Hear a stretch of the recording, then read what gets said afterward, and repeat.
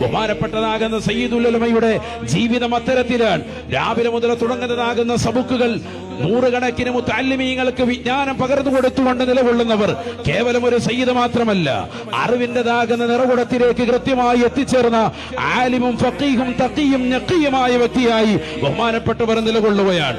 അതുകൊണ്ടാണ് ഇന്നുള്ളതാകുന്ന വിശ്വാസികൾ, കേരള മുസ്ലിമീങ്ങൾ ഒന്നടങ്കം വലിയതാകുന്ന താല്പര്യത്തോടുകൂടി, ഇഷ്ടത്തോടുകൂടി, അതിരറ്റ ബഹുമാനത്തോടുകൂടി ബഹുമാനപ്പെട്ട സയ്യിദ് അവറുകളെ കാണുന്നത്. രാവിലെ എഴുന്നേറ്റ് തഹജ്ജുദ് നമസ്കാരം പതിവാക്കി, ഖുർആൻ ഓതി, ദിക്റിന്റേതാകുന്ന കാര്യങ്ങൾ ശ്രദ്ധിച്ച്, തനിക്ക് മഹത്തുക്കളാകുന്ന മഹാരഥന്മാർ ബഹുമാനരാകുന്ന മർഹൂം ശംസുൽ ഉലമ ഇ.കെ. അബൂബക്കർ ഉസ്താദ് നവ്വറല്ലാഹു മർഖദ മഹാനുഭാവനടക്കമുള്ളതാകുന്ന മഹത്തുക്കൾ കൊടുത്തിട്ടുള്ള അദ്കാറുകൾ കൃത്യമായി പതിവാക്കി, ആ വിറുദുകളും ഔറാദുകളും ശ്രദ്ധ വെച്ച് കൃത്യമായി ജീവിതത്തെ ക്രമപ്പെടുത്തി മനോഹരമായ സംശുദ്ധമായ ജീവിതം നയിച്ചാണ് ബഹുമാനപ്പെട്ടവർ പോകുന്നത്.